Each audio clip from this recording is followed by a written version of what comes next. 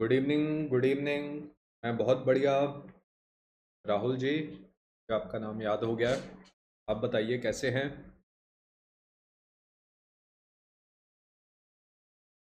तो बेटा, कल की क्लास में हमने एस्थमा ख़त्म किया था और हमने कफ के ड्रग्स भी पढ़े थे। अब रेस्पिरेटरी सिस्टम के छोटे छोटे टॉपिक्स बचे हैं 5-10 मिनट के, वो फिनिश करते हैं। आपकी बुक्स में नहीं दिए पर मैं फिर भी पढ़ाऊँगा आपको, क्योंकि वो एमसीक्यू में पूछा जाता है। ठीक है। और उसके बाद हम नेक्स्ट टॉपिक स्टार्ट करेंगे किडनी का, जिसमें हम डायूरेटिक्स से स्टार्ट करेंगे। बहुत इंटरेस्टिंग टॉपिक। तो बेटा आज हम क्या पढ़ेंगे? पहले पढ़ेंगे लंग रेस्पिरेटरी सिस्टम में पढ़ेंगे सिस्टिक फाइब्रोसिस। ठीक है। के बाद हम पढ़ेंगे पीएएच, पल्मोनरी आर्टरी हाइपरटेंशन। एनालिप्टिक क्या होता है? आज तक मैं मानता हूँ आपने नाम नहीं सुना होगा, बताऊंगा आपको क्या होता है। और फिर हम किडनी में डायूरेटिक स्टार्ट करेंगे। ठीक है बेटा, चलिए। तो good evening Vinay, Sajad, everyone. Let's start with cystic fibrosis. बेटा बेटा सिस्टिक फाइब्रोसिस क्या बीमारी है? Cystic fibrosis, remember, it is a genetic condition. और कौन से टाइप की? Autosomal recessive disease. तो एक वैसे मैं आपसे बात पूछूं, ऑटोजोमल रिसेसिव डिजीज कौन से एज ग्रुप में कॉमन होते हैं? रिमेंबर, ऑटोजोमल रिसेसिव डिजीज बच्चों में, चिल्ड्रंस में बड़े कॉमन होते हैं, क्योंकि दोनों जीन्स खराब होती है ना। Autosomal dominant generally old age में देखे जाते हैं, ये बात याद रखनी है। तो इसमें बेटा क्या प्रॉब्लम होती है? इसमें प्रॉब्लम होती है, there is defect in CFTR चैनल। CFTR का बेटा मतलब होता है cystic fibrosis trans membrane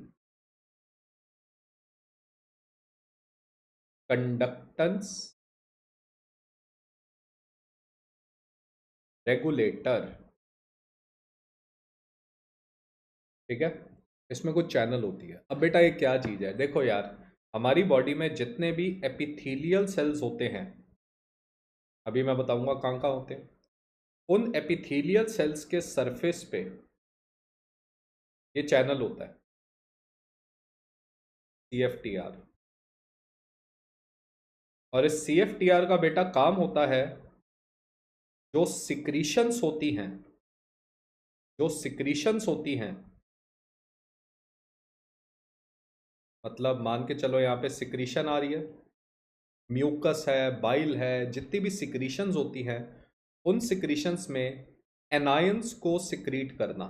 anions कौन से होते हैं? नेगेटिवली चार्ज, इनको सिक्रीट करना।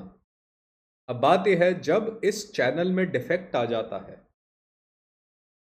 तो इस चैनल में जब डिफेक्ट आ जाता है, तो ये आयंस की सिक्रीशन नहीं हो पाती,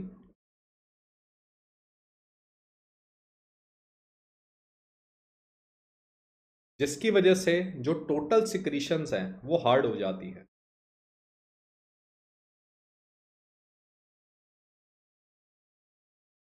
क्योंकि ये जो आयंस है, इनके थ्रू वाटर भी जाएगा। तो अगर मैं कहूँ हमारा रेस्पिरेटरी ट्रैक्ट है, जहाँ पे म्यूकस है, म्यूकस काफ़ी हार्ड हो जाएगा। एग्री? तो ये सिक्रीशंस काफ़ी हार्ड हो जाती है, वो फिर बाहर नहीं निकल पाती। अब बात यह है ट्रीटमेंट। सर ट्रीटमेंट में अब रिसेंटली एक नए ड्रग आए हैं, इसीलिए मैं आपको बता रहा हूँ, जिसको हम बोलते हैं डेफिनेटिव ट्रीटमेंट। तो डेफिनेटिव ट्रीटमेंट में we give a drug known as CFTR potentiators. मतलब ये CFTR चैनल्स को कहेंगे कि साहब आप काम नहीं कर रहे थे, अब आप काम करना शुरू करो। समझ गए? अब ड्रग के नाम लिखते हैं। पहला लिखते हैं, पहला लिखते हैं ईवा कैफ्टॉर। दूसरा लिखेंगे यूमा कैफ्टॉर। तीसरा लिखेंगे टीजा कैफ्टॉर।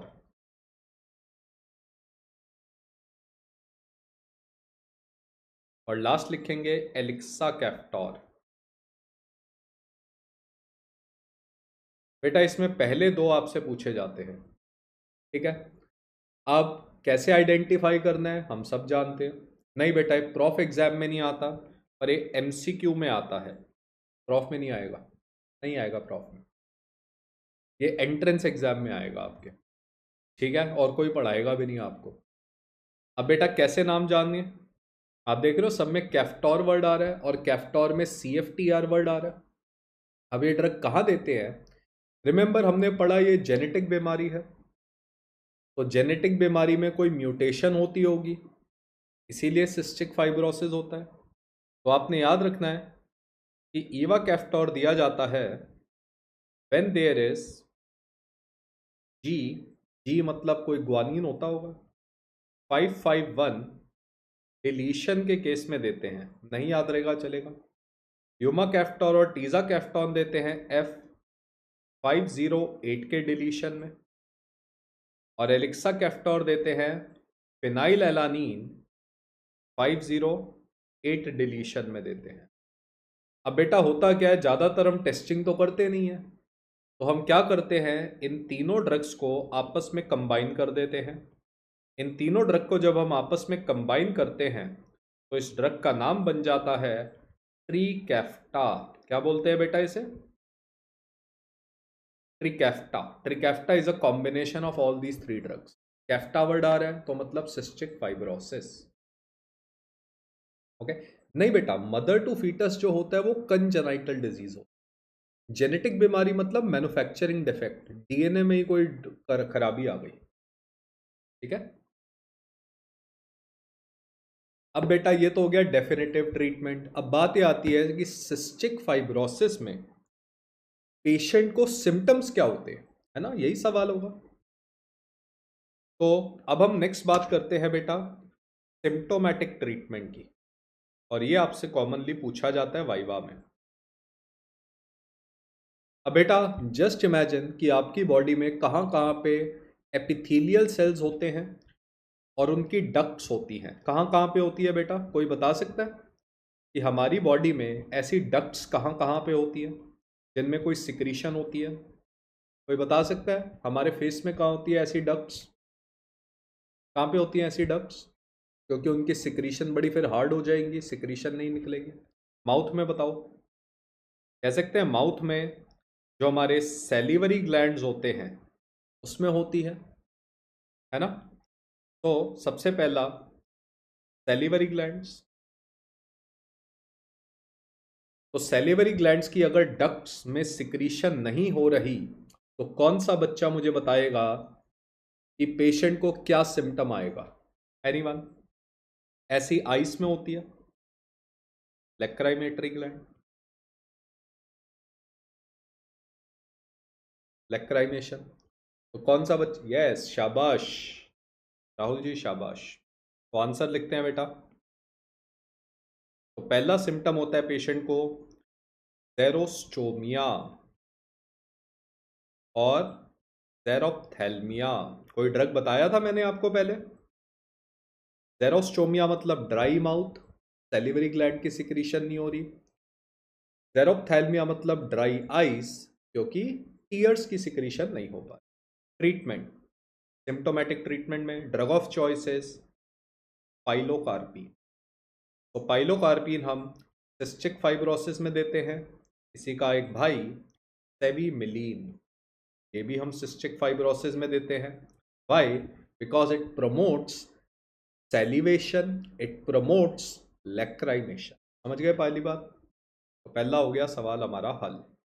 चलो नेक्स्ट सिक्रीशन पे आते हैं बेटा। बताओ यहां पे क्या होगा, ब्रोंकस। बेटा ब्रोंकस में कौन सी सिक्रीशन होती है, म्यूकस। म्यूकस जो होगा काफी हार्ड हो जाएगा। और एक बात बताओ, अगर म्यूकस हार्ड हो जाएगा क्या वो बाहर निकल पाएगा, क्या म्यूकस बाहर को एक्सपेल हो पाएगा, नहीं हो पाएगा। क्योंकि म्यूकस हार्ड हो जाता है तो पेशेंट की, ये जो बंदे होते हैं बच्चे होते हैं, ये 8 से 10 साल की उम्र तक जीते हैं और मर जाते हैं। क्यों? क्योंकि उन पेशेंट्स को क्या होता है, न्यूमोनियास होते हैं, रिकरेंट न्यूमोनियास होते हैं। पेशेंट को क्या होते हैं, रिकरेंट न्यूमोनियाज होते हैं और उनकी 8 से 10 साल की उम्र तक डेथ हो जाती है सिस्टिक फाइब्रोसिस वाले पे। तो बताओ बेटा, अगर आपको म्यूकस को ठीक करना है तो कौन से ड्रग दोगे? एनीवन? कफ में कौन सा ड्रग मैंने आपको बताया? कोई बच्चा जो जानते हैं? कौन से ड्रग बताए थे कल मैंने आपको? एक्सपेक्टोरेंट, बिल्कुल सही पकड़ा। एक्सपेक्टोरेंट में हम देंगे म्यूकोलिटिक्स, जो म्यूकस को डिग्रेड कर देंगे। बताओ बेटा, कौन कौन से ड्रग पढ़े थे? पढ़ा था एन एसिटाइल सिस्टीन, तो पैरासीटामोल की एंटीडोट होगी, बताऊंगा। कार्बोसिस्टीन, एडोसिस्टीन, ठीक है। अब ये तो हो गए पहले। अब एक नया म्यूकोलिटिक है जो सिर्फ हमने सिस्टिक फाइब्रोसिस के लिए ही बनाया है। ड्रग का नाम लिखेंगे, डॉर्नेस अल्फा। डॉर्नेस अल्फा ये सिर्फ सिस्टिक फाइब्रोसिस के लिए बना है। ये डीएनए को डिग्रेड करता है। म्यूकस में बेटा बहुत सारा हमारे बैक्टीरिया, डेड सेल्स ट्रैप्ड होते हैं, उनमें जो डीएनए होता है वो म्यूकस को हार्ड कर देता है। और तीसरा एक और you can give is hypertonic सेलाइन। इससे भी म्यूकस जो हो जाता है पानी पानी हो जाता है ना, गाना भी आया हुआ है, पानी पानी हो गया। समझ गए? नेक्स्ट पे आते हैं बेटा। अब बेटा हम सब जानते हैं लिवर है। लिवर से कौन सी डक्ट निकलती है? Anyone who can tell me? Liver से कौन सी डक्ट निकलती है? Bile duct. तो the patient has bile obstruction. Do you agree? Patient has bile obstruction. हाँ बेटा, निमोनिया से क्यों नहीं डेथ होती? अगर आप देखोगे राहुल, हमारे इंडिया में 1 साल से कम के बच्चे, इन्फेंट मोर्टेलिटी रेट बड़ा हाई है। देखना, what is the most common cause of deaths due to pneumonias in children in India. Deaths due to pneumonia in children in India is the most common cause. Pneumonia से मरते हैं बेटा। अच्छी बात है कि आप 100 साल बाद पैदा हुए हो, क्योंकि हमारे पास एंटीबायोटिक्स आ चुकी है जो ठीक कर देती है निमोनिया। अदरवाइज तो पहले तो बंदे कितना जीते थे? पहले आपको कितना लगता है, 35-40 ईयर्स की एज होती थी मैक्सिमम। अब एंटीबायोटिक्स आ गई इसलिए थोड़े बेटर हो गए हम। डन है ना? तो बाइल ऑब्स्ट्रक्शन है तो क्या दोगे बेटा? लिखेंगे, give treatment with bile salt. हम बाहर से बाइल सॉल्ट दे देते हैं। ड्रग का नाम लिखो, जीआईटी में बताऊंगा आपको। उर्सो डीऑक्सी कोलिक एसिड। बाहर से क्या दे देते हैं? बाइल रिप्लेसमेंट दे देते हैं। अच्छा, एक और डक्ट बताओ मुझे, ये कौन सा ग्लैंड बना रहा हूं मैं?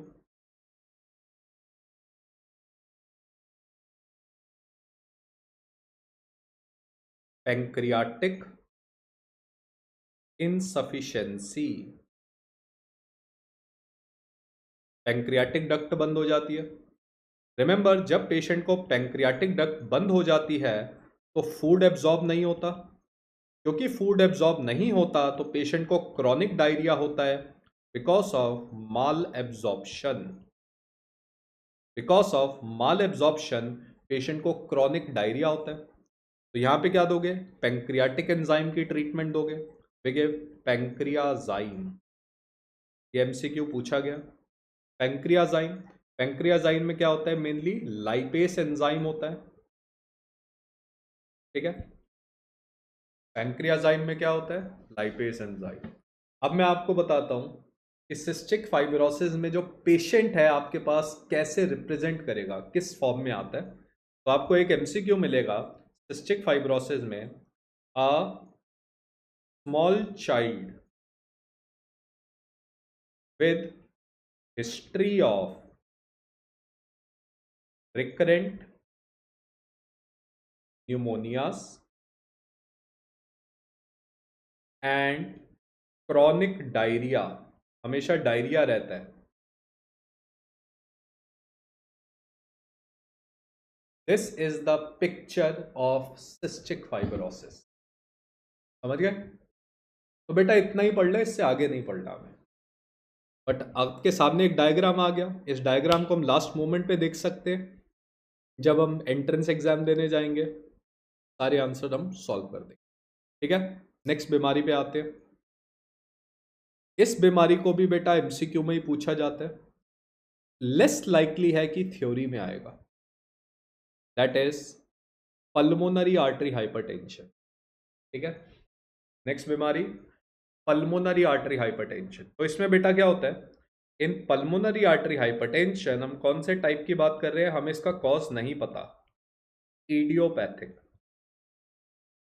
इसका दूसरा नाम होता है प्राइमरी। प्राइमरी का मतलब यही होता है जब कोई कॉज नहीं होता, पल्मोनरी आर्टरी हाइपरटेंशन। बेटा इस ये क्यों होता है ये तो हमें नहीं पता, पर हमें ये पता है कि क्या होता है, होता क्या है इसमें। Remember in pulmonary artery hypertension what is the pathology, there is increase in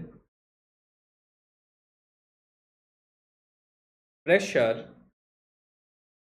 in pulmonary artery, तभी तो हाइपरटेंशन। कितना, more than 21 mm of Hg। अब एक बात बताओ बेटा, मेरा आप बच्चों से एक सिंपल सा सवाल, मेरा आप बच्चों से एक सिंपल सा सवाल कि पल्मोनरी आर्टरी हाइपरटेंशन में मान के चलो ये नॉर्मल ब्लड वेसल है और इसमें क्या हो गया, पल्मोनरी आर्टरी हाइपरटेंशन है। हाइपरटेंशन का मतलब that there is vasoconstriction of pulmonary artery. Pulmonary blood vessel constrict हो जाती हैं, जिसकी वजह से क्या होता है, पल्मोनरी आर्टरी हाइपरटेंशन होता है। अब आप बच्चों से मेरा एक सवाल, देखते हैं कौन सा बच्चा आंसर देगा। ये लंग्स है बेटा, ये हार्ट है।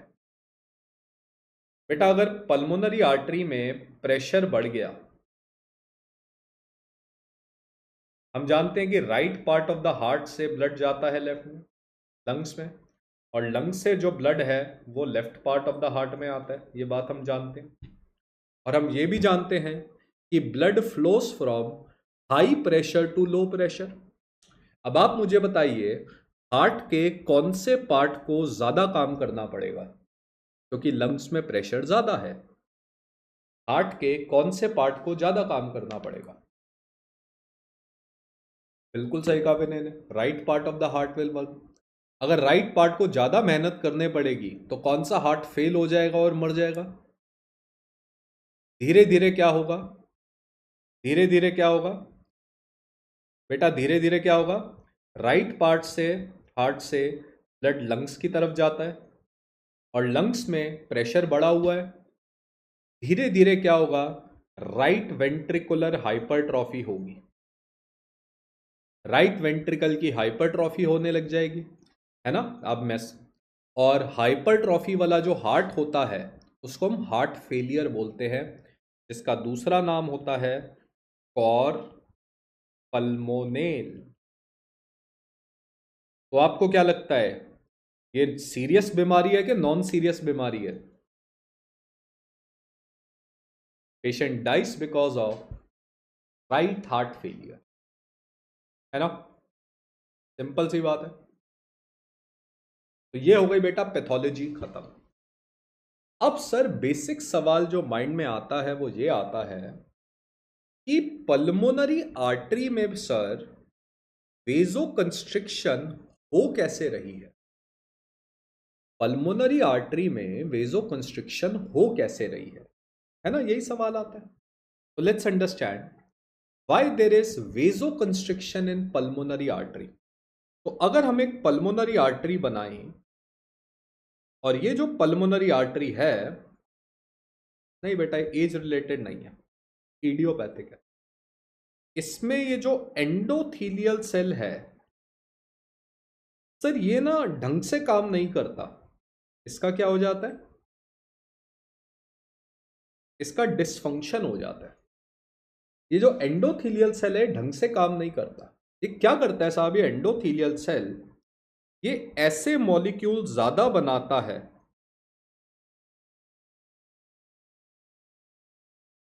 जिनसे वेजोकंस्ट्रिक्शन होती है, और ऐसे मॉलिक्यूल कम बनाता है अंडर प्रोडक्शन जिनसे वेजोडाइलेशन होती है। तो बेटा बैलेंस किस तरफ शिफ्ट हो जाता है? बैलेंस इस तरफ शिफ्ट हो जाता है ना? अच्छा, कोई ऐसा मॉलिक्यूल जो वेजो कंस्ट्रिक्शन प्रोड्यूस करता है, एंडोथीलियल सेल रिलीज करता है, यस, उसका नाम लिखेंगे, मॉलिक्यूल का नाम लिखेंगे हम, वेरी इंपॉर्टेंट, एंडोथिलिन। क्या लिखेंगे?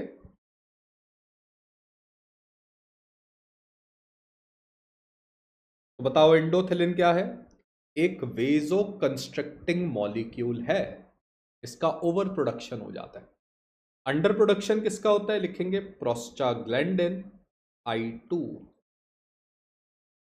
सेकेंड लिखेंगे नाइट्रिक ऑक्साइड।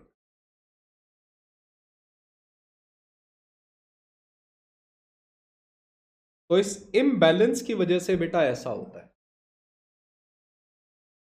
अगर हमें बात याद हो गई, अगर हमें बात सिंपल सी याद हो गई, तो drugs for pulmonary artery hypertension बेटा बहुत ही इजी है हमारे लिए।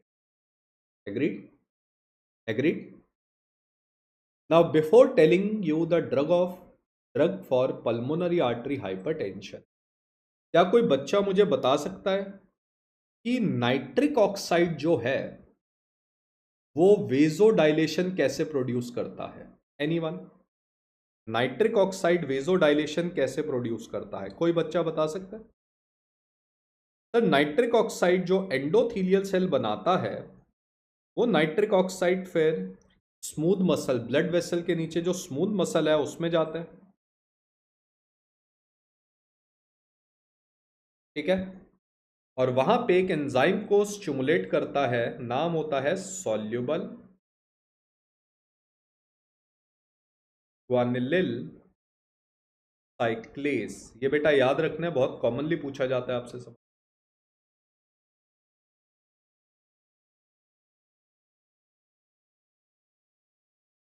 सॉल्युबल ग्वानिलिल साइक्लेस फिर क्या करता है? ये साइक्लिक जीएमपी का लेवल बढ़ाता है। साइक्लिक जीएमपी बेटा एक सेकंड मैसेंजर है, हम सब जानते हैं, और साइक्लिक जीएमपी से बेटा वेजोडाइलेशन होती है। कैसे होती है? ये शायद मैंने आपको जनरल फार्मा में बताया था। साइक्लिक जीएमपी बेटा एक एंजाइम को स्टिमुलेट करता है, MLCP, और एक एंजाइम को इनहिबिट करता है, MLCK। किसी बच्चे को फुल फॉर्म याद है? जनरल फार्मा में बताई थी। MLCP was myosin light chain phosphatase। MLCK क्या है? Myosin light chain kinase. तो इसका नेट इफेक्ट क्या होगा? देखो बेटा, अगर MLCP फॉस्फेटेज एंजाइम काम करेगा तो मायोसिन से फॉस्फेट हट जाएगा। Do you agree? और अगर काइनेज एंजाइम काम नहीं कर रहा तो फॉस्फेट लग नहीं पाएगा। काइनेज का काम होता है फॉस्फेट लगाना। तो नेट इफेक्ट क्या होगा? मायोसिन पे फॉस्फेट नहीं है। अब हम सब बात जानते हैं कि अगर मायोसिन पे फॉस्फेट नहीं होगा तो मायोसिन एक्टिन से बाइंड नहीं करेगा, और अगर मायोसिन एक्टिन से बाइंड नहीं करेगा क्योंकि उस पर फॉस्फेट नहीं है, तो मसल कॉन्ट्रैक्ट नहीं करेगी, मसल रिलैक्स कर जाएगी। नाउ लास्ट पॉइंट, कौन सा बच्चा बताएगा सर ये जो साइक्लिक जीएमपी है इसको कौन डिग्रेड करता है? साइक्लिक जीएमपी को कौन डिग्रेड करता है? कौन सा एंजाइम? लंग्स में होता है बेटा फॉस्फोडाइएस्टेरेस 5 एंजाइम। ठीक है, अब बेटा अगर आपको ये बात समझ आ गई है कहानी, तो drugs for pulmonary artery hypertension is very simple. अब मैं आपको ड्रग बताता हूँ। तो पहला बेटा बताओ, हमें एंडोथिलिन को क्या करना चाहिए? ड्रग्स अगर हमें ठीक करना है, हमें एंडोथिलिन के साथ क्या करना चाहिए? उसको काम करने देना चाहिए या उसको ब्लॉक कर देना चाहिए? तो पहले ड्रग मैं आपको बताऊंगा, वो ड्रग जो एंडोथिलिन को ब्लॉक करेंगे। एक ड्रग होगा, ड्रग का नाम बताऊंगा आपको, वो सेंटान। एंटान वर्ड आ रहा है, अभी बताता हूं। फिर हमने बना दिए प्रोस्टाग्लैंडिन एनालॉग्स। हमने क्या बना दिए? Prostaglandin analogues. ठीक है। हमने पेशेंट को बाहर से क्या दे दिया? कंटिन्यूअस नाइट्रिक ऑक्साइड दे दिया। ठीक है, अभी मैं लिखवाऊंगा, समझ लो बेटा। क्या हम इस एंजाइम को डायरेक्टली स्टिमुलेट कर सकते हैं? अभी बताऊंगा एक ड्रग, रियोसीग्वाट, है ना। क्या हम बाहर से नाइट्रिक ऑक्साइड दे सकते हैं? वो तो हमने पढ़ ही लिया, कंटिन्यूअस नाइट्रिक ऑक्साइड इनहेलेशन। बेटा और क्या कर सकते हैं? क्या हम फॉस्फोडाइएस्ट्रेस 5 इनहिबिटर दे सकते हैं? Sildenafil, tadalafil, sildenafil, tadalafil. अब बेटा ये सिर्फ आपको समझाने के लिए था, आपने लिखना नहीं है। अभी लिख लेंगे सारी चीज। ठीक है, ये आपको सिर्फ समझाने के लिए था। तो keeping this thing in mind, let's talk about the drugs for pulmonary artery hypertension. Let's talk about the drugs for pulmonary artery hypertension. समझ गए कहानी, कहाँ पे कौन सा ड्रग काम करेगा? तो दिस इज इंपॉर्टेंट, ये आपको पता होना चाहिए। What are the drugs we have for pulmonary artery hypertension?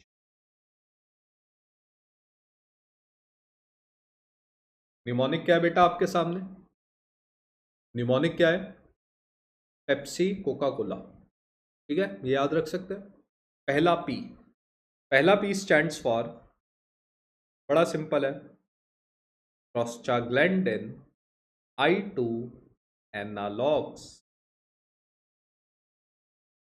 Prostaglandin I2 analogues. Drug के नाम लिखेंगे, टाई।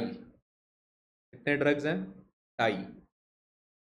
तो टी फॉर ट्री प्रोस्टेनिल,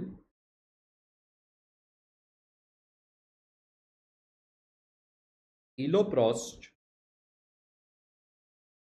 इपोप्रोस्टिनॉल।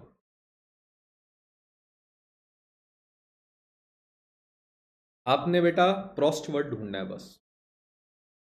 कौन सा बच्चा मुझे बताएगा, ग्लोकोमा में हम कौन सा प्रोस्टाग्लैंडिन यूज करते थे? ग्लोकोमा में कौन से टाइप का प्रोस्टाग्लैंडिन हम ग्लोकोमा में यूज करते थे? ग्लोकोमा में कौन से टाइप का प्रोस्टाग्लैंडिन बेटा हम सब यूज कर रहे थे? ये शाबाश। कौन से टाइप का था राहुल, वो कौन से टाइप का था? प्रोस्टाग्लैंडिन कौन से टाइप का था, मैं ये पूछ रहा हूँ। ए था, बी था, सी था, डी था, ई था, एफ था, कौन सा था? जी था, एच था, which type of prostaglandin it was? वो था प्रोस्टाग्लैंडिन F2 अल्फा, है ना। पल्मोनरी आर्टरी हाइपरटेंशन में कौन सा यूज कर रहे हैं बेटा? Prostaglandin I2। Now you will write that these drugs are the most effective drug,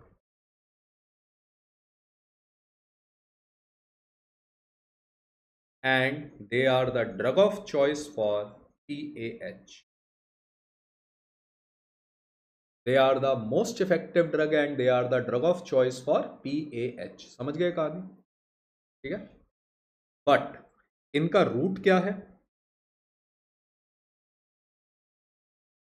इनको हम IV देते हैं और इनहलेशनली देते हैं। इनका ड्रॉबैक क्या है? सर ये ओरल नहीं दे सकते, ओरल सबसे कन्वीनियंट होता है, ये हम ओरल नहीं दे पाते, ये इनका एक मेजर ड्रॉबैक है। समझ गए? इसीलिए हमने दूसरे ड्रग्स बनाए। ड्रग का नाम देखो बेटा, बड़ा सिंपल है, आप सब अप्रिशिएट करेंगे। एंडोथिलिन रिसेप्टर एंटागनिस्ट। कहानी समझ आई? इसके रिसेप्टर को ब्लॉक करना है, एंडोथिलिन के। ड्रग के नाम वेरी इंपॉर्टेंट, बोसेंटान,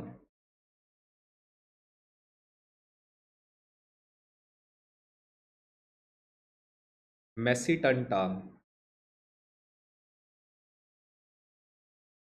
एम्ब्रीसेंटान,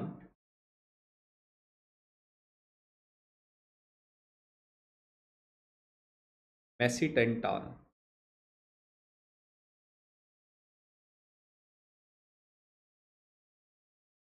कहानी समझ आई?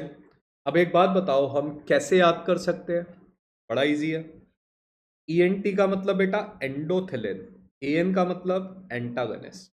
याद कर सकते हैं? बोसेंटान।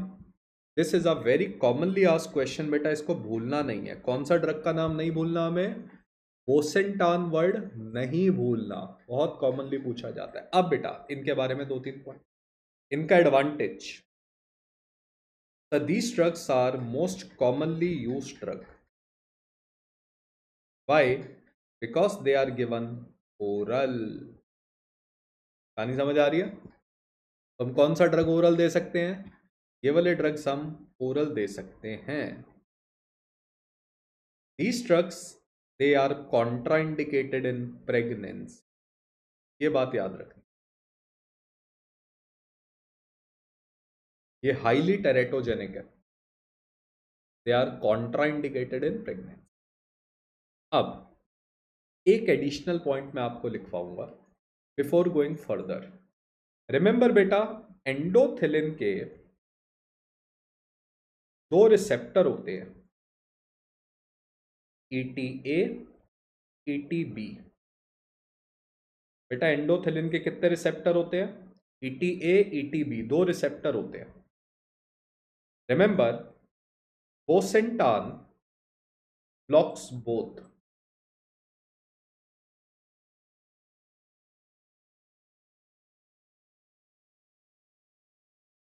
याद रख सकते हैं? बोसेंटान दोनों को ब्लॉक करता है। But there is a drug एम्ब्रीसेंटान।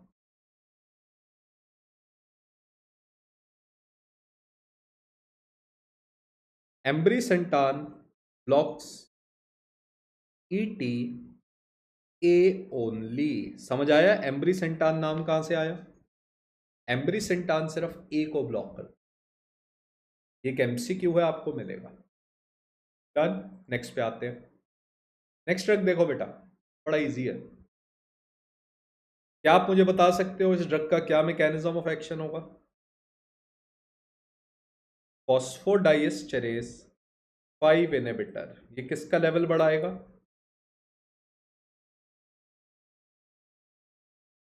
ये किसका लेवल बढ़ाएगा? साइक्लिक GMP का लेवल बढ़ाएगा। ड्रग के नाम sildenafil, tadalafil.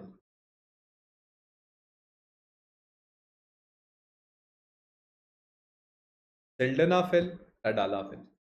Now these drugs are also oral and they are combined with bosentan। किसके साथ कॉम्बिनेशन में देते हैं? बोसेंटान के साथ कॉम्बिनेशन में देते हैं। समझ गए? अब एक एडिशनल पॉइंट मैं आपको बताऊंगा, ठीक है? पहला पॉइंट, सर ये जो सिल्डेनाफिल है, it comes with the brand name Viagra, और टडालाफिल भी है का ब्रांड नेम, चलो नहीं भी याद रखेंगे चलेगा। क्या बता सकते हो सिल्डेनाफिल, टडालाफिल, इसके क्या और यूज है? It is used in pulmonary artery hypertension. It is also used in erectile dysfunction. इसका दूसरा नाम होता है इम्पोटेंस। वेरी गुड, समझ आ गई बात? ठीक है। सिल्डेनाफिल को ना एक्चुअली कई लोग बोलते हैं ब्लू पिल। सिल्डेनाफिल का बेटा साइड इफेक्ट आपसे पूछा जाता है। It causes blue green colour blindness. It causes blue green colour blindness, क्योंकि सिल्डेनाफिल को वायगरा को हम ब्लू पिल बोलते हैं। कैसे याद करेंगे? एक इरोटिक बात है पर याद हो जाएगी। सिल्डेनाफिल मतलब ब्लू पिल, इम्पोटेंस। अगर आप सिल्डेनाफिल खाओगे तो ब्लू फिल्म नहीं देख पाओगे। ठीक है, ऐसे याद कर लो, क्योंकि उससे ब्लू ग्रीन कलर ब्लाइंडनेस होती है। इसके अलावा इट कॉजेज हाइपोटेंशन। ठीक है। आओ बेटा, मेरा आपसे एक सवाल। बेटा, क्या आप सिल्डेनाफिल को रियोसी ग्वाट या नाइट्रिक ऑक्साइड के साथ कंबाइन करना चाहोगे? क्या आप इसको इनके साथ कंबाइन करना चाहोगे? The answer is never combine them. कोई बच्चा मुझे बता सकता है क्यों? क्या आप बता सकते हो क्यों कंबाइन नहीं करना चाहिए? बेटा, वेजोडाइलेशन में क्या फर्क पड़ेगा? क्या होगा? डोंट यू थिंक कुछ ज्यादा ही वेजोडाइलेशन हो जाएगी? वो साइक्लिक जीएमपी बना रहे हैं, ये इसको डिग्रेड नहीं हो पा रहा। Remember, it will lead to hypotension and death. मैंने आपको एक स्टोरी भी बताई थी, आदमी हनीमून पे जाएगा, सडनली मर जाएगा, बताए थे ना? तो ये पॉइंट को हम लिख लेते हैं बेटा, that sildenafil and tadalafil, they are never combined with nitrates, riociguat, because it will lead to hypotension, which will lead to death of a patient। और बहुत सारे सडन डेथ के केसेस रिपोर्टेड भी हैं। ठीक है, नेक्स्ट पे आते हैं। पेप्सी कोका कोला, एस से। देखो बेटा, नाम देखो क्या है ड्रग का, सॉल्युबल guanylyl cyclase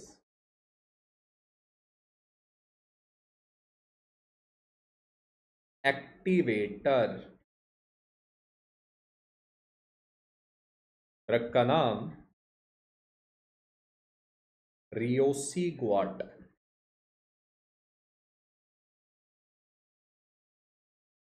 ड्रग का नाम रियोसीग्वाट। कैसे याद करें? बड़ा सिंपल है बेटा। पहला नाम देखो क्या लिखा, जीयू। जीयू का मतलब बेटा ग्वानिलिल साइक्लेस। एटी का मतलब बेटा एक्टिवेटर, सॉल्युबल ग्वानिलिल साइक्लेज एक्टिवेटर। याद हो गया तरीका याद करने का?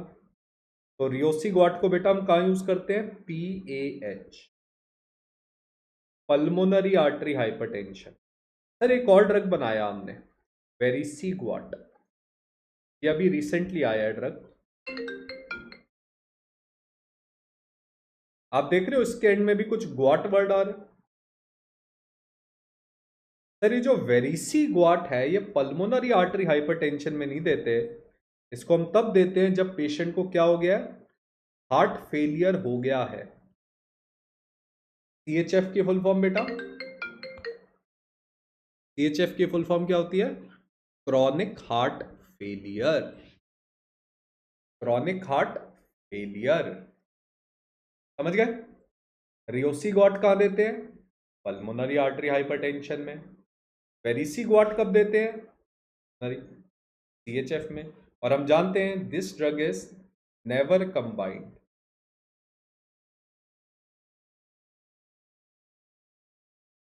कहानी समझ आ रही है? अच्छा है ना? नेक्स्ट, बड़ा अच्छा ड्रग है, नया ड्रग है, क्रॉनिक हार्ट फेलियर। पहले हम वर्ड यूज करते थे कंजेस्टिव हार्ट फेलियर, अब कंजेस्टिव वर्ड यूज नहीं किया जाता। अब क्या वर्ड यूज किया जाता है Sajad? Chronic heart failure. Symptoms of pulmonary artery hypertension, most common fatigue होता है, उसके बाद हार्ट फेलियर हो जाता है। नाउ देखो बेटा, I2 type of prostaglandin, see the name, receptor agonist. I2 type of prostaglandin receptor agonist, मतलब ये ड्रग प्रोस्टाग्लैंडिन के रिसेप्टर पे जाके स्टिमुलेट करेगा। ड्रग का नाम लिखते हैं बेटा,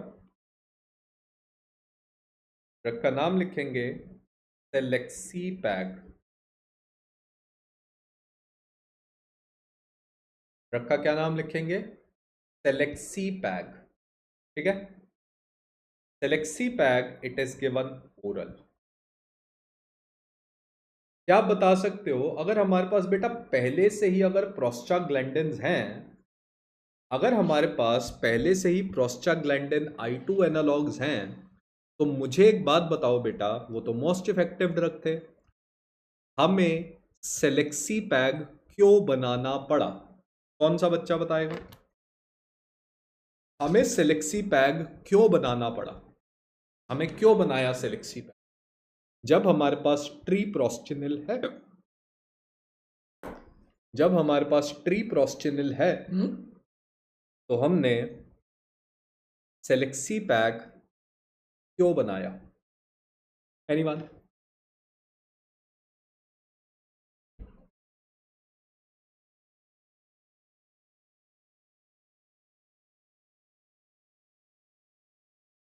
अब ये ड्रग भी कैसे याद करें?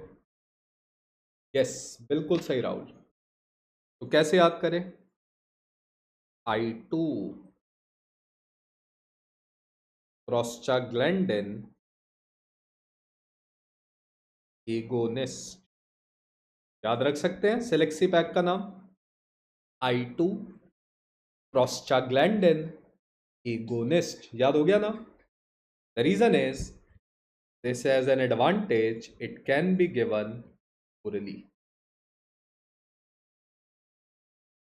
It has an advantage, it can be given orally. इसीलिए हमने बनाया, और इस बात का फायदा उठाते हुए जिस कंपनी ने ये ड्रग बनाया था, उस कंपनी ने इस ड्रग का प्राइस रख दिया। गेस करो इसका प्राइस क्या होगा?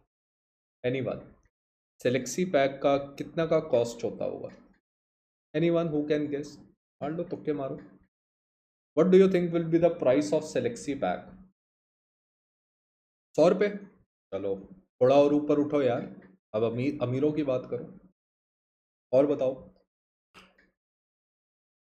तबस्सुम 300 रुपये, 500 रुपये, अच्छा $500। I tell you the price.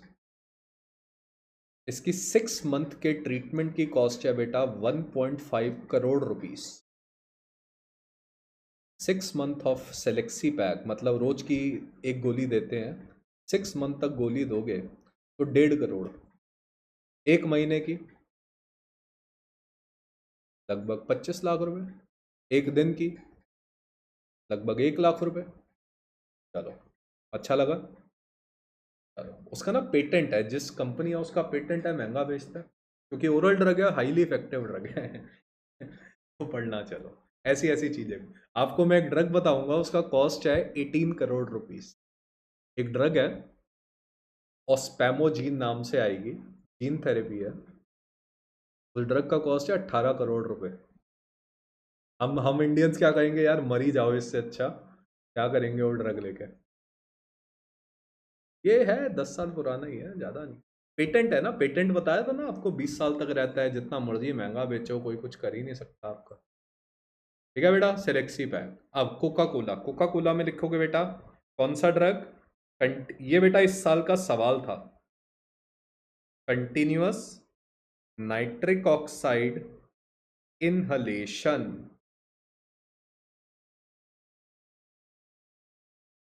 क्या फायदा है ऐसे ड्रग का? कंपनी भी कहती है हमें गरीबों को बचाना ही नहीं है, हमें बस अमीर लोगों को बचाना है। तो ये बेटा याद रखो कि continuous nitric oxide inhalation is given for the treatment of which disease, ये सवाल आता है। Continuous nitric oxide inhalation is given for the treatment of pulmonary artery hypertension. समझ गए। लास्ट ड्रग अभी बताऊंगा, calcium channel blockers.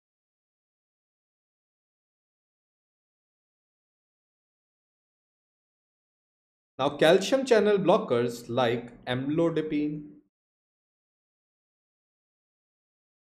nifedipine.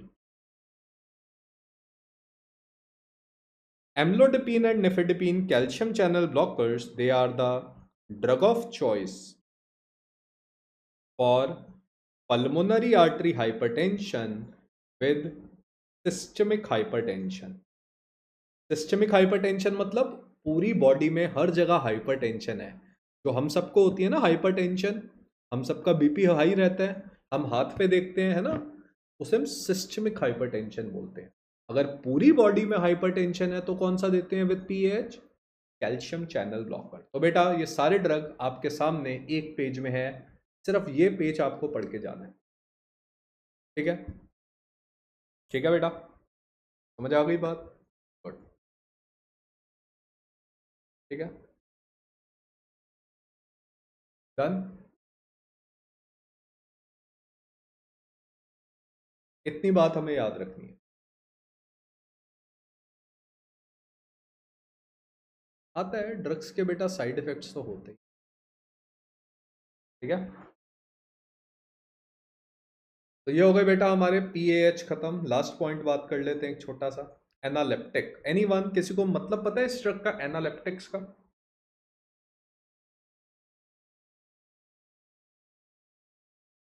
Anyone who know? Analeptic means the drugs that stimulate respiratory, क्योंकि respiratory system पढ़ रहे हैं, centres in brain. Drugs that stimulate respiratory centres in brain, मतलब brain में जाएंगे और डायरेक्टली क्या करेंगे? रेस्पिरेटरी सेंटर्स को स्टिमुलेट करेंगे।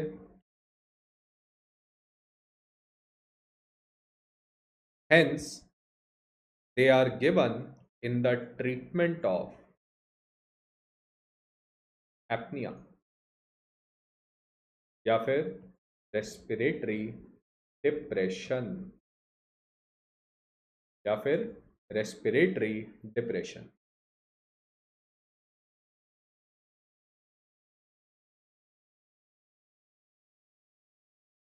समझ गए? चलो ड्रग के नाम लिख लेते हैं एनालिप्टिक में।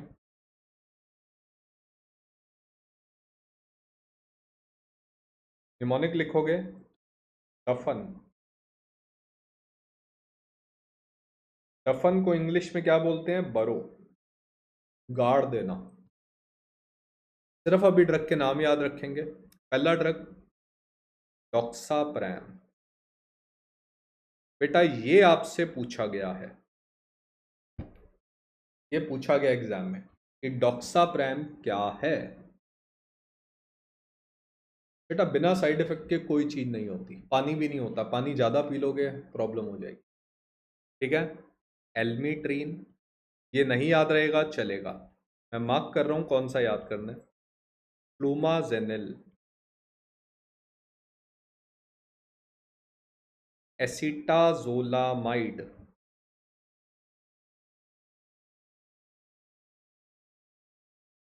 Naloxone and विमेग्राइड।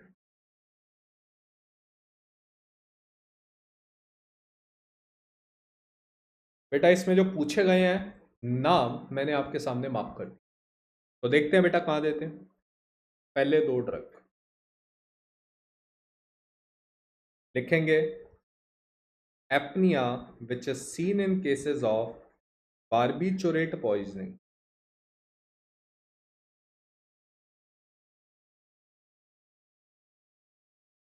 विमेग्राइड also in barbiturate poison, फ्लोमाजेनिल,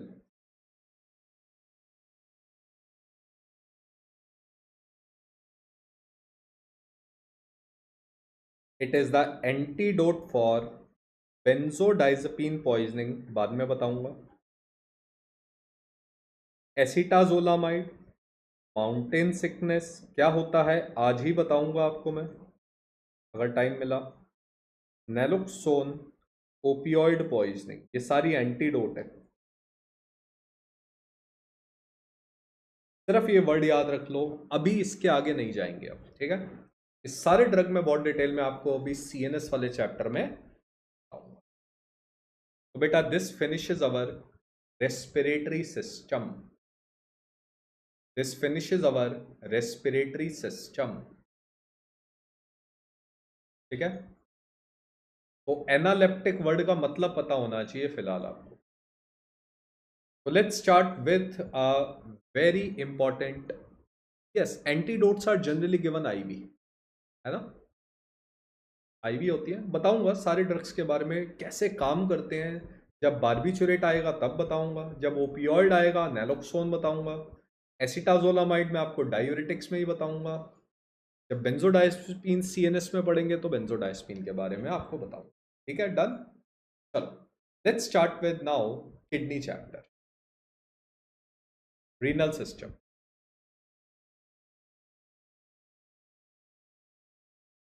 तो बेटा रेस्पिरेटरी सिस्टम खत्म, किडनी स्टार्ट हम करेंगे, जो बेसिकली कार्डियोवैस्कुलर सिस्टम का ही पार्ट होता है। और किडनी में बेटा हम दो चीजें पढ़ेंगे। First topic which we will discuss will be diuretics,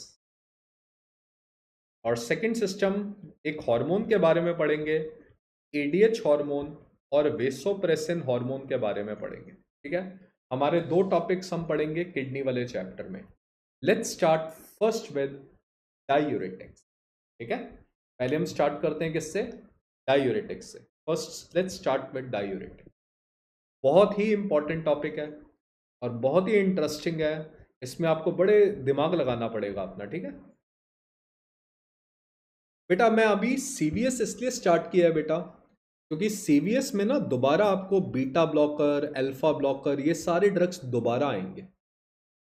तो इसीलिए मैंने ऑटोनॉमिक नर्वस सिस्टम के बाद सीवीएस स्टार्ट किया, क्योंकि यहाँ पे दोबारा प्रोपेनिलॉल, क्लोनिडीन, ये सब दोबारा आएंगे, तो एक कंटिन्यूटी मेंटेन रहे। That is why first I have started cardiovascular system, आपको पढ़ने में इजी होगी। Now what do you mean by diuretic बेटा? तो डायूरेटिक बेटा सिंपल सी बात, the drugs that increase urine volume. बेटा यूरिन के वॉल्यूम को मेजर कैसे करते हैं? यूरिन के वॉल्यूम को हम मेजर करते हैं, इतने ml इतने टाइम में बाहर आया। टाइम का मतलब रेट होता है, urine volume is also known as urine flow rate. Urine volume is also known as urine flow rate, मतलब यूरिन का वॉल्यूम ज्यादा है। अब बेटा यूरिन में मेनली दो चीजें होती हैं, यूरिन में बेसिकली दो चीजें होती हैं, या तो वो सोडियम का एक्सक्रीशन बढ़ाएंगे या वाटर का एक्सक्रीशन बढ़ेगा। जो ड्रग प्रीडोमिनेंटली सोडियम का एक्सक्रीशन बढ़ाते हैं उनको हम बोलते हैं नेट्रीयूरेटिक्स, और जो ड्रग बेसिकली पानी का सिक्रीशन बढ़ाते हैं उनको हम बोलते हैं एक्वारेक्टिक्स। क्या बोलते हैं, नाम से ही समझ आ रहा है। बट रिमेंबर, हम नेट्रीयूरेटिक्स, एक्वारेक्टिक्स टर्म्स जो होती हैं, हाँ, वेरिसीग्वाट के साथ हमें सिल्डेनाफिल कंबाइन नहीं करना। रियोसीग्वाट, वेरिसीग्वाट के साथ हमें सिल्डेनाफिल कंबाइन नहीं करना, हाइपोटेंशन हो जाएगी, ठीक है। नाउ बट बेटा वी हम कौन सी टर्म यूज करेंगे, डायूरेटिक। डन। अब देखते हैं डायूरेटिक काम कैसे करते हैं। तो सारे बच्चे एक डायग्राम बनाओ। तो बेटा ये डायग्राम आपके लिए बहुत इंपॉर्टेंट है, वेरी इंपॉर्टेंट। तो सारे बच्चे पेन्स उठाओ और अपने डायग्राम बनाओ अभी, जो नहीं बनाएगा वो पीछे रह जाएगा। तो बेटा let's make a diagram of a nephron. ये मैं पहले से बना सकता था बट मैं चाहता हूं कि ये सारे बच्चे आप खुद बनाएं ये डायग्राम। ठीक है, पेन उठाओ। तो बेटा नेफ्रॉन बनाते हैं, ऐसा ही होता है कुछ। इसे आप क्या बोलते हो बेटा, ये जो ओपनिंग है इसे आप बोलते हो बोमेन्स कैप्सूल। फिर टर्न लेता है, इसे आप क्या बोलते हो, PCT. PCT is proximal convoluted tubule. ये नीचे जाती है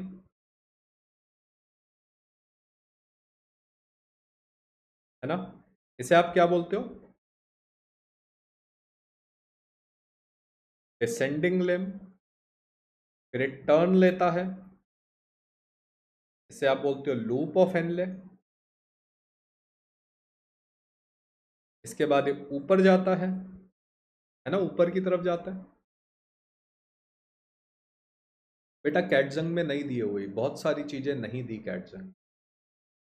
ठीक है, अब बेटा जैसे ही ऊपर की तरफ जा रहा है, ये जो असेंडिंग लिम्ब है, ये जो असेंडिंग लिम्ब है बेटा, ये आपको पता होना चाहिए, फिजियो में पढ़ा था आपने। ये जो असेंडिंग लिम्ब है थोड़ा सा क्या हो जाता है, क्या हो जाता है बेटा बताओ, ये क्या हो जाता है असेंडिंग लिम्ब, ये थिक हो जाता है ना। ये असेंडिंग लिम्ब क्या हो जाता है, थिक हो जाता है। इसे आप क्या बोलते हो, थिक असेंडिंग लिम्ब। हम शॉर्ट फॉर्म यूज कर लेते हैं टाल। क्या यूज करेंगे शॉर्ट फॉर्म हम, क्या शॉर्ट फॉर्म यूज करेंगे, टाल। उसके बाद बेटा क्या बता सकते हो ये क्या, DCT. And all the nephrons they drain into CD. What is CD, what is CD, collecting duct. हम सब बात जानते हैं, यहां से यूरिन आता है। Done? अब बेटा आपने सबने क्या करना है, बहुत इंपॉर्टेंट पॉइंट है। ये जो थिक असेंडिंग लिम्ब है इसको दो में डिवाइड कर दो। समझ गए कहानी, थिक असेंडिंग लिम्ब को या टाल को दो में डिवाइड कर दो। बेटा जो किडनी का डीपर पोर्शन होता है इसे आप क्या बोलते हो, मेडुला। और किडनी का जो सुपरफिशियल पोर्शन होता है उसे आप बोलते हो कॉर्टेक्स। सबको ये बात समझ आ रही है। अब हम देखते हैं नेफ्रॉन कैसे काम करता है। तो मान के चलो बेटा, यहां से efferent artery I,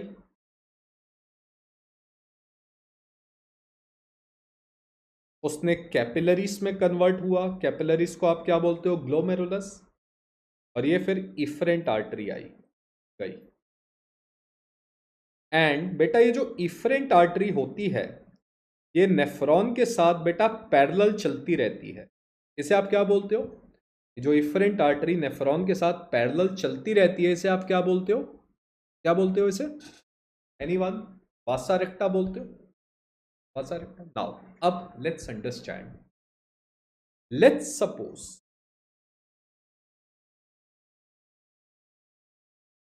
let's suppose कि ग्लोमेरुलस से सोडियम फिल्टर हुआ, ग्लोमेरुलस से सोडियम फिल्टर हुआ।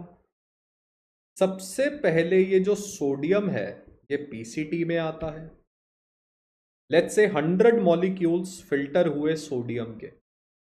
लेट्स से ग्लोमेरुलस में 100 मॉलिक्यूल्स फिल्टर हुए सोडियम के। This sodium gets reabsorbed back at PCT.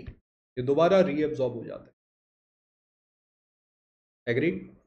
और यहां पे एक एंजाइम होता है, उस एंजाइम का नाम लिखेंगे बेटा सारे, एंजाइम का नाम लिखेंगे कार्बोनिक। यहां पे होता है एक एंजाइम पीसीटी में,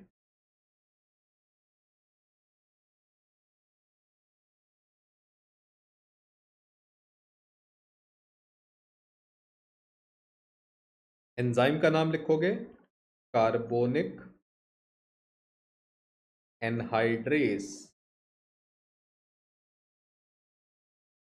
क्या होता है एंजाइम, कार्बोनिक एनहाइड्रेस। और कार्बोनिक एनहाइड्रेस क्या करता है, सोडियम प्लस बाइकार्बोनेट, इनको क्या करता है, रीएब्जॉर्ब करता है। सर 100 में से कितना परसेंट सोडियम रीएब्जॉर्ब हो जाता है? बताओ बेटा, कितना परसेंट सोडियम रीएब्जॉर्ब हो गया? 66%। 2/3 सोडियम यही एब्जॉर्ब हो जाता है। कहानी समझ आई? नेक्स्ट। अब बेटा आते हैं हम किस पे? डिसेंडिंग लिम्ब पे। कोई बच्चा बता सकता है डिसेंडिंग लिम्ब में सोडियम कहां तक एब्जॉर्ब, कैसे एब्जॉर्ब होता है?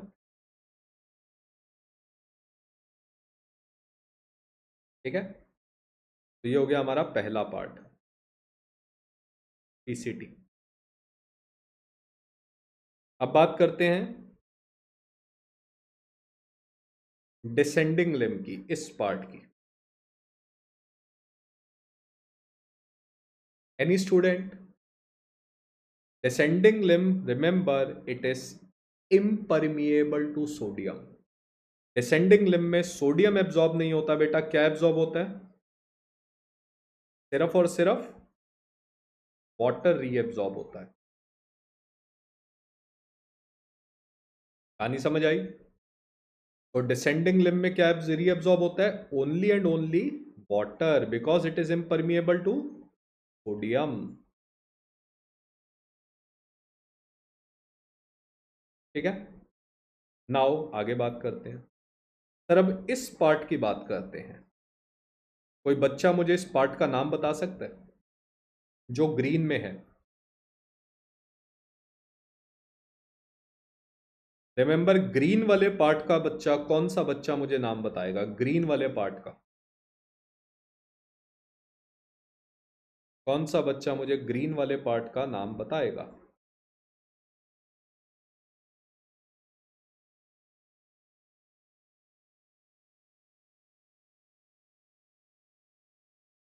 Can we say this green part is medullary portion of thick ascending limb? Medullary portion of thick ascending limb. यहां पे सर सोडियम रीएब्जॉर्ब होता है with the help of a transporter. Transporter का नाम लिखेंगे सोडियम, बहुत इंपॉर्टेंट है बेटा, बहुत बार पूछा जाता है। Potassium two chloride transporter.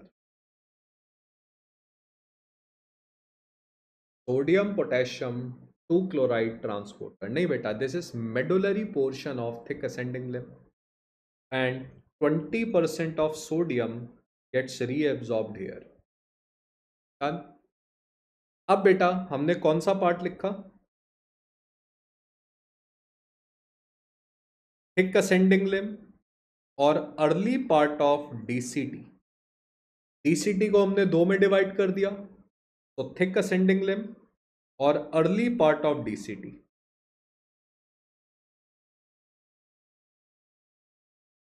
यहां पे बेटा एक ट्रांसपोर्टर होगा, इस ट्रांसपोर्टर का नाम लिखेंगे सोडियम क्लोराइड सिम्पोर्टर, और 10% सोडियम बेटा यहां पे रीएब्सॉर्ब होगा। Cortical portion of thick ascending limb and early part of DCT. कहानी समझ आ रही है? अच्छी लग रही है? अब बेटा क्या बचा? Late part of DCT. और क्या बचा? कलेक्टिंग डक्ट का cortical portion. Here only and only sodium is reabsorb. आप देख रहे हैं कोई भी नेगेटिवली चार्ज आयन साथ में एब्जॉर्ब नहीं हो रहा। कितने परसेंट सोडियम रीएब्जॉर्ब होता है? 2%। कितने परसेंट सोडियम रीएब्जॉर्ब होता है बेटा? सिर्फ 2%। तो अगर एक सिर्फ पॉजिटिवली चार्ज आयन एब्जॉर्ब हो रहा है, साथ नेगेटिव नहीं है, तो इस बैलेंस को इम्बैलेंस हो जाएगा चार्ज का। इसके बदले कौन सैक्रिफाइस देगा? इसके बदले पोटेशियम का लॉस होगा। पोटेशियम का लॉस होगा। पर सवाल यह है कि ऐसा क्यों हो रहा है? ऐसा क्यों हो रहा है? because in this collecting duct cortical portion one hormone act known as aldosterone hormone. So tell me, where does aldosterone hormone acts? Late part of DCT and cortical portion of collecting duct, where it reabsorbs sodium,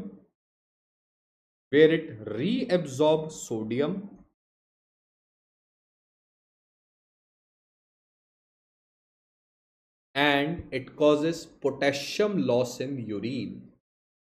तो बताओ, aldosterone से blood में potassium का level बढ़ता है कि कम होता है? कौन सा बच्चा बताएगा? एल्डोस्टेरॉन से ब्लड में, मैं यूरिन नहीं पूछ रहा, ब्लड में एल्डोस्टेरॉन क्या करता है? हाइपोकैलीमिया के hyperkalaemia? What do you think? Blood में आ रहे हैं बेटा, ब्लड में एल्डोस्टेरॉन हार्मोन क्या करता है? सोच के बताओ दानिश जी, मैंने कहा बहुत दिमाग लगाना है किडनी वाले चैप्टर में। अगर यूरिन में पोटेशियम का लॉस हो रहा है, यूरिन में सारा पोटेशियम निकल रहा है, तो एल्डोस्टेरॉन का काम होता है सोडियम का लेवल ब्लड में बढ़ाना। ये कहाँ जा रहा है बेटा? ये सारा का सारा ब्लड में ही तो जा रहा है, ब्लड ही तो है, वासा रेक्टा ही तो है ना? वासा रेक्टा ही तो बताया मैंने आपको, हाइपोकैलीमिया। समझ गया बेटा? अब क्या बचा बेटा? अब हमारा बचा कौन सा level? Medullary portion of collecting duct. Medullary portion of collecting duct only water is reabsorbed with the help of ADH hormone. With the help of ADH hormone. समझ आ गया एल्डोस्टेरॉन का काम करता है, ADH एंटी डायूरेटिक हार्मोन का काम करता है। सबको ये बात समझ आ गई? तो बेटा मैंने आपको क्या क्या बताया? पीसीटी में कौन सा एंजाइम रिकॉल करो? Carbonic anhydrase enzyme. कितना परसेंट सोडियम? 66। डिसेंडिंग लिम्ब और लूप ऑफ एनले में सोडियम नहीं होता, सिर्फ वाटर होता है ना? यस, सोडियम तो बहुत कम है। Then ascending limb, thick ascending limb का medullary portion, cortical portion. Medullary portion में sodium potassium 2 chloride transporter, sodium chloride symporter, ऊपर कॉर्टिकल पोर्शन में एल्डोस्टेरॉन एडीएच। सबको ये बात समझ आ गई? आ गई तो एक बार थम्स अप करो, तभी मैं आगे बढ़ूंगा। ठीक है? अब बेटा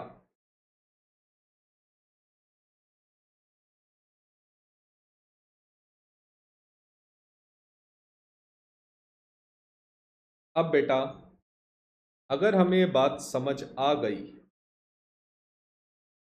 तो डायूरेटिक हमारे लिए अब बहुत इजी है।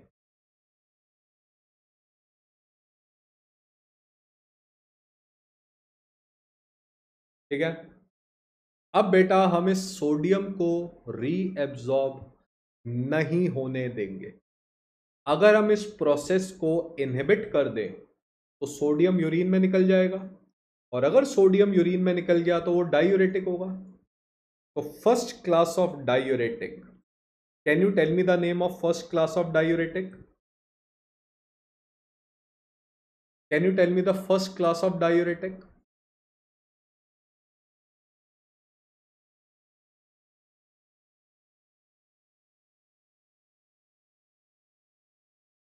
The first class of diuretic is carbonic anhydrase inhibitors. Do you agree? The first class of diuretic is carbonic anhydrase inhibitors.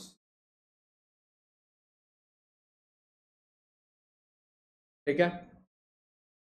Second class of diuretic which will inhibit reabsorption of water, बताऊंगा, osmotic diuretic. कौन से? अभी discuss करेंगे। कौन से? Osmotic diuretic. First class carbonic anhydrase inhibitors, second osmotic diuretic. Third, जो sodium chloride सिम्पोर्टर को inhibit करेंगे, लूप डायूरेटिक्स।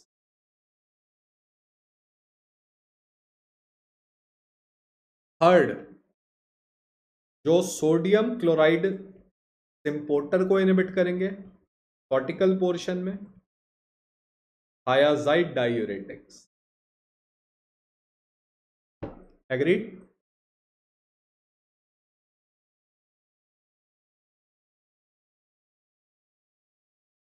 डन। लास्टली, जो ड्रग एल्डोस्टेरॉन को ब्लॉक करेंगे,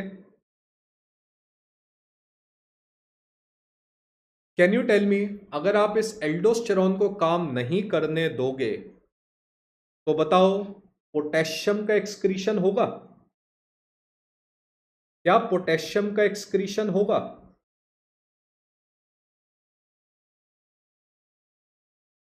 क्या पोटेशियम का एक्सक्रीशन होगा? नहीं होगा ना।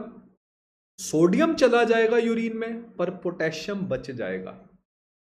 तो now tell me 5 classes of diuretics you know. Easy?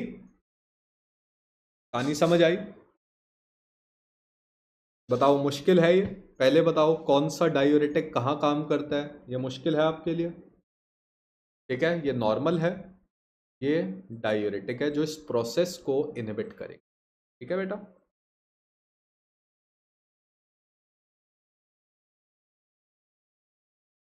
ठीक है।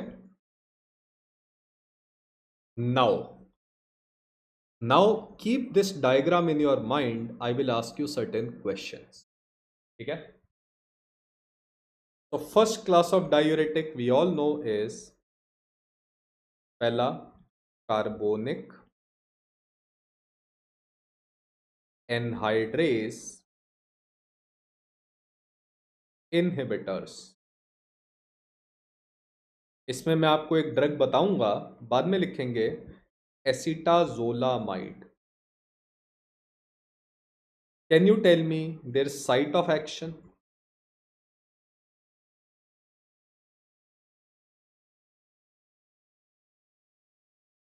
Anyone who can tell me site of action?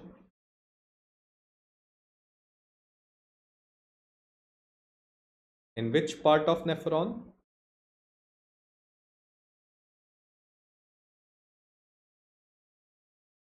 PCT of nephron. Shabash. Second, osmotic diuretics. Drug बताऊंगा आपको, इसमें कुछ मैनिटॉल जैसे ड्रग होंगे, लिखेंगे loop of Henle and descending limb.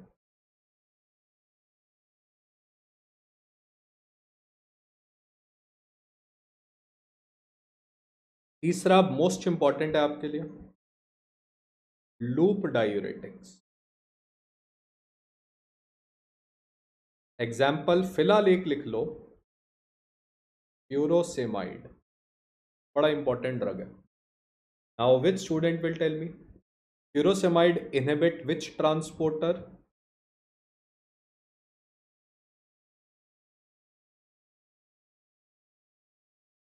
In which part of the nephron?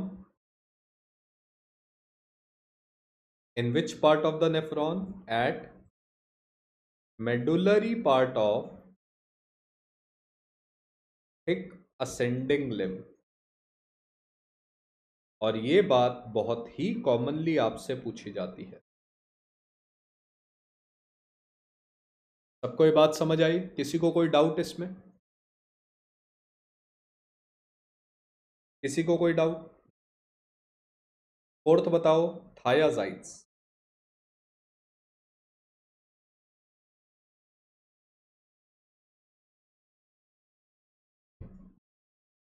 इनके एंड में thiazide ही आता है। They inhibit which transporter?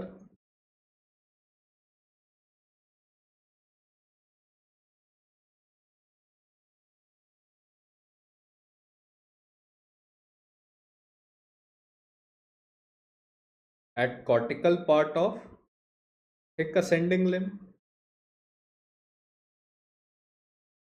and early part of DCT। किसी को कोई डाउट इसमें? अब ये बातें समझ आ रही हैं? Now, which student will tell me this one? Potassium sparing diuretic. Example, spironolactone. It inhibit action of which hormone?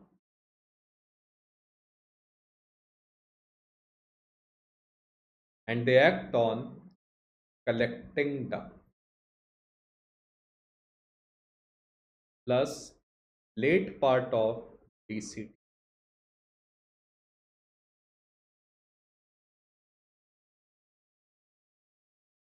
किसी को कोई डाउट इसमें?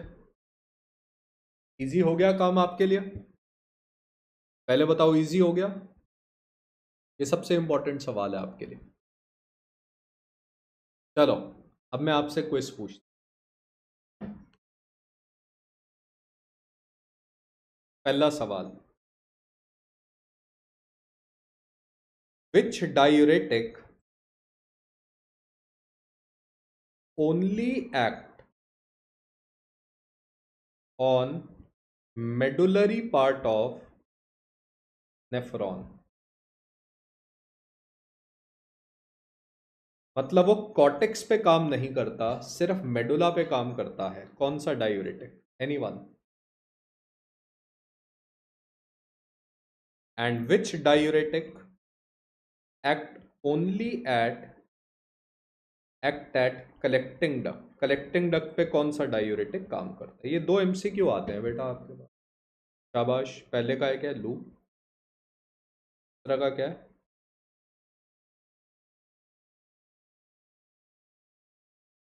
Potassium sparing diuretic. यार कार्बोनिक एनहाइड्रेज इनहिबिटर कहाँ से आ गया निशा जी?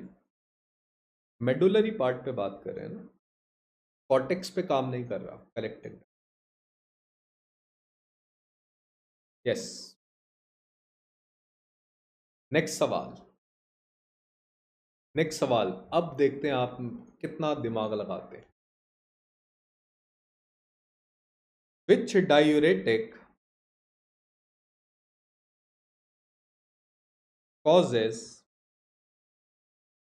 maximum sodium loss in urine? Any student?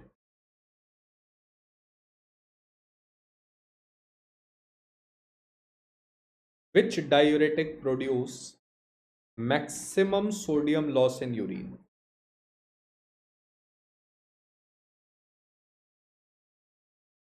चलो मैं आपको दो ऑप्शन देता हूं। Option A carbonic anhydrase inhibitor, option B loop diuretic, option C thiazide. What is the answer? Maximum. Vidhi ji, Vidhi ji, क्या आंसर? पोटेशियम स्पेयरिंग तो होगा ही नहीं, वहां तो सबसे कम। तो सब बच्चों ने मार्क किया कौन सा? Carbonic anhydrase inhibitor, but this is a wrong answer. आपने बिल्कुल सही सोचा। राइट आंसर क्या है?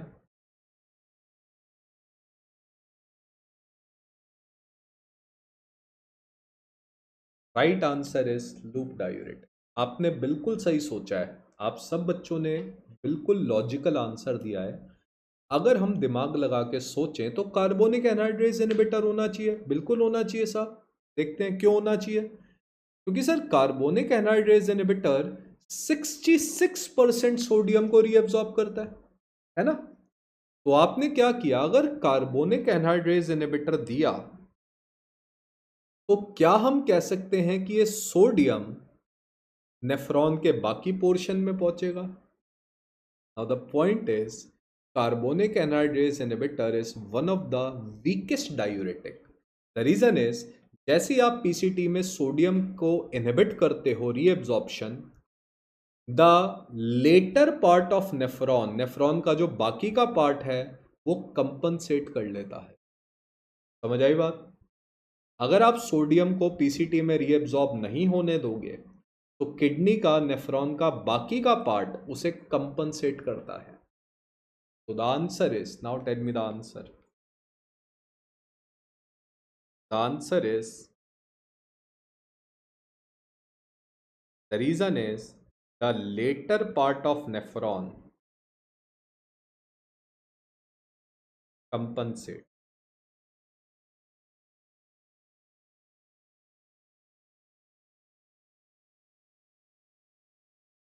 The later part of nephron compensate. So keeping this thing in mind, let's talk about, लिखेंगे maximum sodium loss। ठीक है, मतलब आप क्या देख रहे हो, हमने क्या किया बेटा, एक डीआरसी बनाया। डीआरसी की फुल फॉर्म क्या होती है बेटा? डोज रिस्पॉन्स कर। आपने डायूरेटिक दिया और आपने सोडियम का लॉस चेक किया यूरिन में। अब बेटा मुझे बताओ, सबसे ज्यादा कौन करेगा, उससे कम कौन करेगा? थायाजाइड। और सबसे कम कौन सा करेगा? Rest all other. ठीक है, तो अब बताओ सबसे ज्यादा सोडियम लॉस कौन करेगा? नाउ अब एक बात बताओ बेटा, ऑन डोज रिस्पॉन्स कर्व, इस हाइट को बेटा हम क्या बोलते थे? इस हाइट को हम क्या बोलते थे? What does this height tells us about on dose response curve? Which student remembers? कौन सा बच्चा बताएगा कि डोज रिस्पॉन्स कर्व में हाइट हमें क्या बताती थी? हाइट हमें क्या बताती थी? एनीवन? एफिकेसी, शाबाश बेटा। क्या हम हाइट को एक नाम दे सकते हैं? क्या हम इस हाइट को सीलिंग का नाम दे सकते हैं? सीलिंग। क्या हम हाइट को, छत को सीलिंग बोल सकते हैं? तो remember one point, very important point, the diuretic which produce maximum sodium loss, they are known as high ceiling diuretic। क्या बोलते हैं इनको?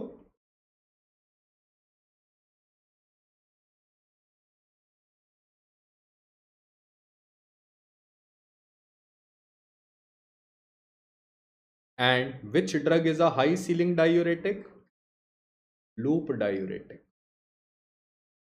क्या ये सबको ये बात समझ आई? सीलिंग का मतलब एफिकेसी, हाइट। तो tell me which drug is a medium ceiling diuretic? कौन सा बच्चा आंसर देगा? कौन सा बच्चा आंसर देगा जिसकी हाइट थोड़ी कम है? Which drug would you call it as medium ceiling diuretic? शाबाश, ये सवाल आपसे पूछे जाते हैं। और तीसरा, which drug would you call it as low ceiling diuretics?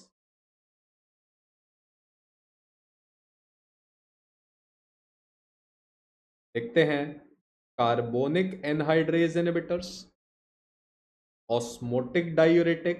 Reason क्या है, ये कम इफेक्टिव क्यों है? And lastly, potassium sparing diuretic.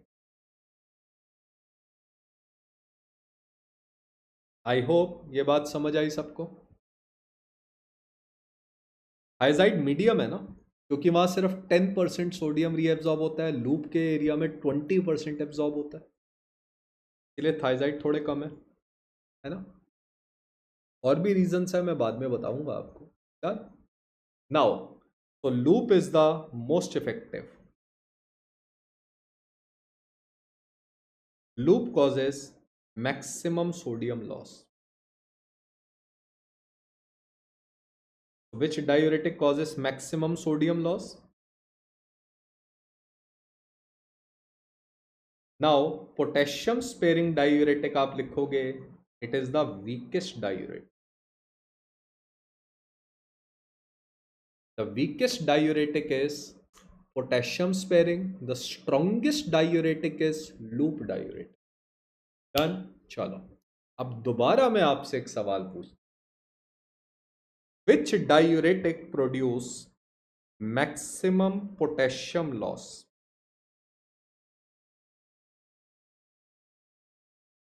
Same option आपके सामने है. मैक्सिमम सोडियम लॉस समझ आ गया सबको? Now which diuretic causes maximum sodium loss in urine? Same option. Tell me the answer. दोबारा आपको कंफ्यूज करें. चलो ऑप्शन देता हूं. Carbonic anhydrase inhibitor, loop, thiazide. What is the answer? अरे यार पोटेशियम स्पेरिंग निशा जी, वो तो हाइपर कैलीमिया करेगा, मैं आपको बताऊं. ठीक है. Maximum sodium loss in urine. 3 option. अब बच्चों ने क्या आंसर दिया बेटा?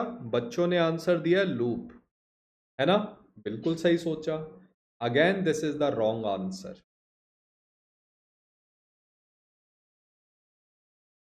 The correct answer is carbonic anhydrase inhibitor. तो पहले सर ने आपको कंफ्यूज किया, फिर सर ने आपको और कंफ्यूज किया. Do you agree with this point? Answer for our question is carbonic anhydrase inhibitor. Maximum sodium loss, loop diuretic. Maximum potassium loss, which you call it as hypokalemia. Blood में क्या हो जाएगा? Hypokalemia in blood is caused by carbonic anhydrase inhibitor. Now, which student will tell me the reason for it? कोई बच्चा बता सकता है?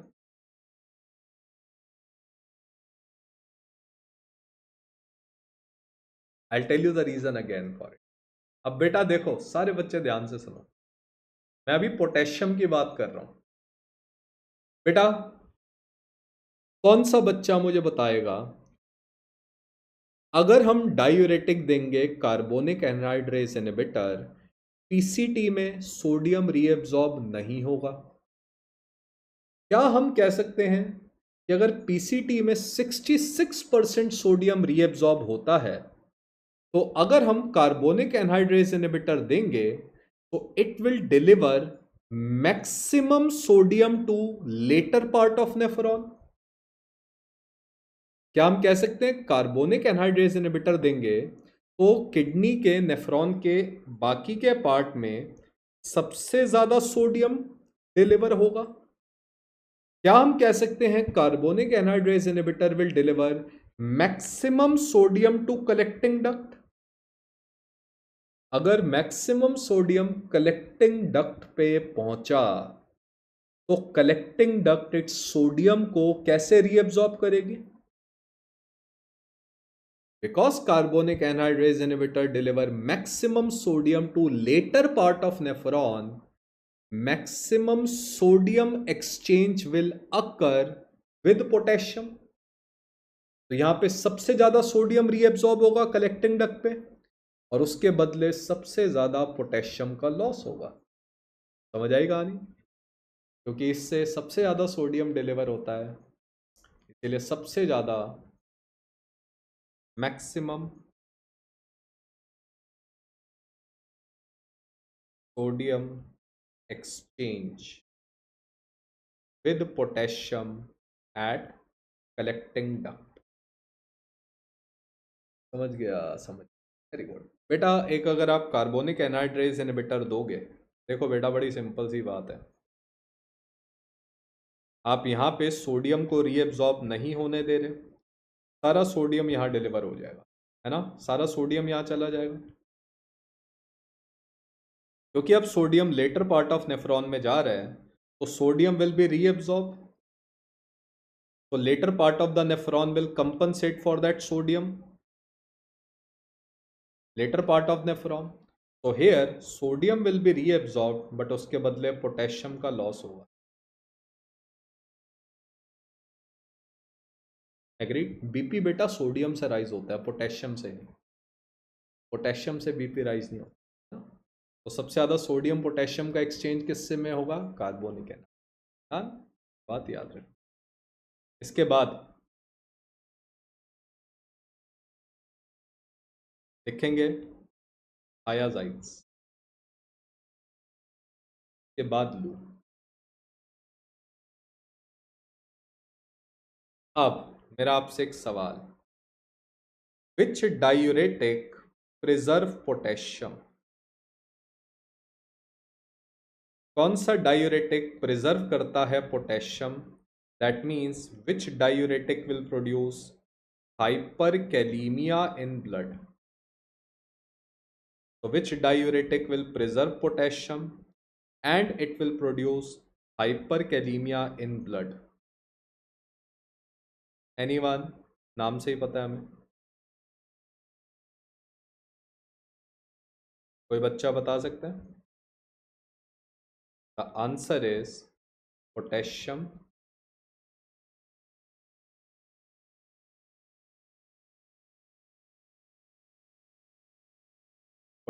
sparing diuretic, they produce hyperkalemia.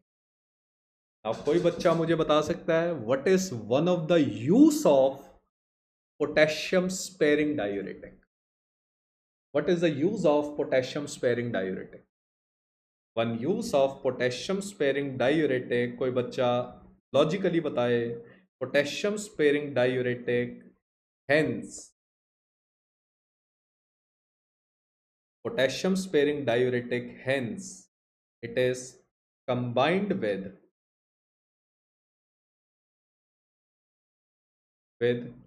other diuretics. Potassium sparing diuretic, hence it is combined with other diuretic to prevent hypokalemia. तो इसीलिए हम potassium sparing diuretic को दूसरे सभी डायूरेटिक के साथ कंबाइन करते हैं ताकि उनसे हाइपोकैलीमिया ना हो, इससे हाइपरकैलीमिया ना हो। Both hypo and hyperkalaemia are dangerous. I hope सबको ये बात समझ आ गई आज की, है ना? दिमाग लगाने वाला। अभी और दिमाग लगाएंगे नेक्स्ट क्लास में, तो बहुत इंटरेस्टिंग चैप्टर होगा। So I hope you have understood each and every word today. Next class we will start with carbonic anhydrase inhibitor. तो एक बात याद रखना, कोई चीज अगर यूरिन में लॉस होती है तो वो ब्लड में कम हो जाएगी, कि यूरिन ब्लड के फिल्ट्रेशन से ही बनता है।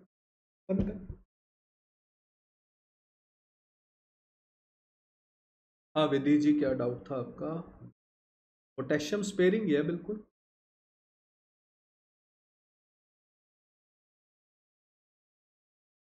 बेटा थोड़ा बहुत तो जाएगा ना, ये सारे ट्रांसपोर्टर्स जो होते हैं ना, इनकी एक कैपेसिटी होती है, ज़्यादा सोडियम पे कंपनसेट कर जाते हैं। मतलब इनकी एक कैपेसिटी है, ये अपनी कैपेसिटी से ज़्यादा काम नहीं कर सकते, इनकी एक पावर होती है। इससे ज़्यादा पावर में अगर सोडियम डिलीवर हो जाएगा तो फिर वो आगे निकल जाएगा, फिर बाकी के ट्रांसपोर्टर्स को काम करना पड़ेगा। सबसे ज़्यादा पावरफुल होता है पीसीटी, ठीक है ना विधि जी? ये चैप्टर बहुत खतरनाक नहीं है, इस चैप्टर बड़ा इंटरेस्टिंग होने वाला है। इसमें कंसेप्ट है, कंसेप्ट तो आप भूलते ही नहीं है, इंफॉर्मेशन है बस, ठीक है? ये बुक से पढ़ोगे नहीं समझ आएगा, आई कैन एग्री, बट मैं आपको एक एक चीज समझा दूंगा। आज की बात समझ आ गई कि हाई सीलिंग वर्ड कहां से आया? आपको किसी बुक में इसका रीजन नहीं मिलेगा कि हम लूप डायूरेटिक को हाई सीलिंग डायूरेटिक क्यों कहते हैं। सीलिंग का मतलब होता है एफिकेसी, एफिकेसी मतलब जो सबसे ज्यादा सोडियम लॉस करता है, तो इसीलिए सीलिंग वर्ड यूज करते हैं। ये बुक्स में इसका रीजन नहीं दिया हुआ, आपको रटवा दिया जाएगा, आपने नहीं रटना, ठीक है? तो this is all for today.